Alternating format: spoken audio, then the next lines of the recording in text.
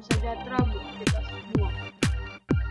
Sebelum saya mempresentasikan materi saya yang berjudul distribusi frekuensi, izinkan saya untuk memperkenalkan diri terlebih dahulu. Nama saya Esther Teresia Rianti, NPM 1810011111. Untuk memenuhi mata kuliah statistik deskriptif atau non-parametrik, jurusan ekonomi pembangunan, Fakultas Ekonomi dan Bisnis, Universitas Erlangga. Dosen pembimbing Helmawati, SE, MSc. Distribusi frekuensi.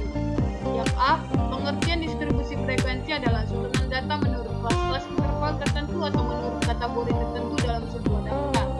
Dari distribusi frekuensi dapat diperoleh keterangan atau gambaran sederhana dan sistematis dari data yang diperoleh. Yang B, bagian-bagian distribusi frekuensi. Yang pertama itu kelas-kelas adalah kelompok nilai data atau variabel. Yang kedua, batas kelas adalah nilai-nilai yang membatasi kelas yang satu dengan kelas yang lain. Terdapat dua batas kelas, yaitu batas kelas bawah dan batas kelas atas. Yang ketiga, tepi kelas disebut juga batas kelas nyata adalah batas kelas yang tidak memiliki lubang di angka tertentu antara kelas yang satu dengan kelas yang lain. Terdapat dua tepi kelas. Yang pertama tepi bawah kelas atau batas kelas bawah.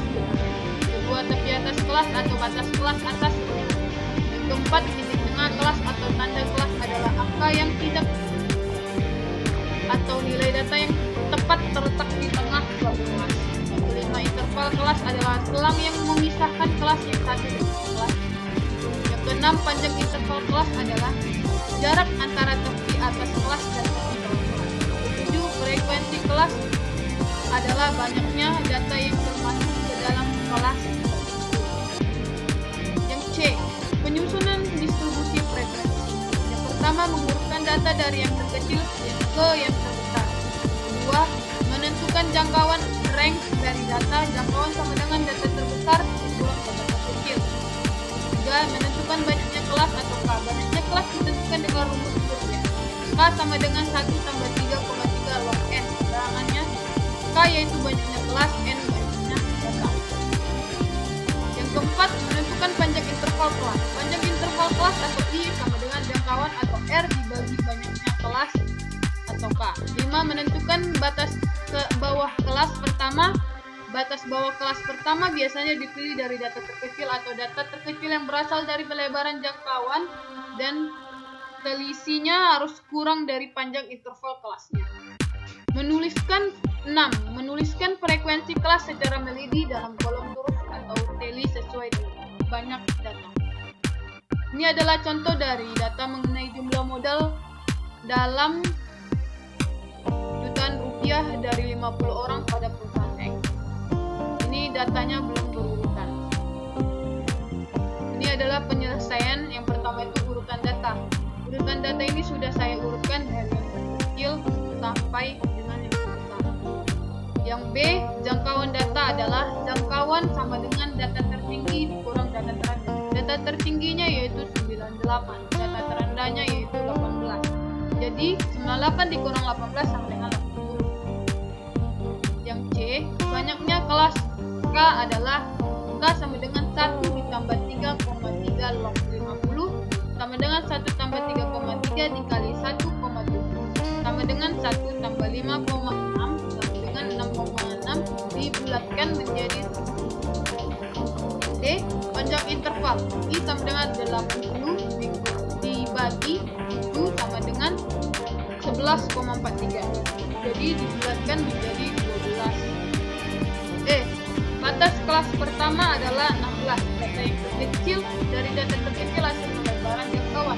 Data terkecilnya adalah 18. Kalau diambil 18, maka batas bawah kelas pertama akhirnya ada data yang tidak termasuk dalam kelas. Ini adalah tabel dari data frekuensi modal 50 orang pada perusahaan X dalam jutaan rupiah. Yang tabel pertama itu adalah modal 16 sampai 27, hurufnya atau T-nya 2, frekuensinya 2. Modalnya 28 sampai 39, frekuensinya 6. Modal 40 sampai 51 turusnya atau telinya 7, frekuensinya 7. Modal 52 sampai 63 turus atau teli 11, frekuensi 11. Modal 64 sampai 75 turusnya atau telinya 11, frekuensi 11. Modal 76 sampai 87 turus atau telinya 9, frekuensinya 9. Modal 88 sampai 99 turus atau telinya 4, frekuensinya 4. Jadi dijumlahkan frekuensinya totalnya adalah 50. Yang D, histogram, poligon, frekuensi dan kurva. Yang pertama, histogram dan poligon frekuensi adalah dua grafik yang sering digunakan untuk menggambarkan distribusi frekuensi. Histogram merupakan grafik batang dari distribusi frekuensi dan poligon frekuensi merupakan grafik garisnya. Ini adalah contoh distribusi frekuensi hasil pengukuran tinggi badan 50 siswa. Yang pertama itu ada tabel interval kelas atau tinggi sentimeter. Yang kedua turus, yang ketiga itu frekuensi atau banyak murid, yang keempat TP interval kelas, yang terakhir kelima titik tengah. Nah, tabel pertama itu interval kelas. Yang pertama 140 sampai 144, turusnya adalah 2, frekuensinya 2, tepi kelas interval kelasnya 139,5 sampai 144,5. Nah, ini dapat dari 140 sampai 144. 139,5 ini dapat dari 140 dikurang dengan 0,5 dan ditambah 144 ditambah 0,5 jadinya 144,5. Titik tengahnya itu diambil dari 139,5 sampai 144,5, yaitu dapat 142. Begitu seterusnya. Ini adalah contoh histogram. Banyak ini histogram tinggi badan 50 siswa. Dan yang B, poligon frekuensinya. Yang kedua, kurva frekuensi. Kurva distribusi frekuensi disingkat kurva frekuensi yang dihaluskan mempunyai berbagai bentuk dengan ciri-ciri tertentu. Bentuk-bentuk kurva frekuensi simetris atau berbentuk lonceng. Ciri-cirinya nilai variabel di samping kiri dan kanan yang berjarak sama terhadap titik tengah. 2. Titik simetris atau condong. Ciri-cirinya ialah ekor kurva yang satu lebih panjang daripada ekor kurva lainnya. Yang ketiga, bentuk J atau J terbalik. Ciri-cirinya adalah salah satu nilai ujung kurva memiliki frekuensi maksimum. Yang keempat, bentuk U dengan ciri-ciri kedua ujung kurva memiliki frekuensi maksimum. Yang kelima, bimodal. Ciri-cirinya mempunyai 2 maksimal.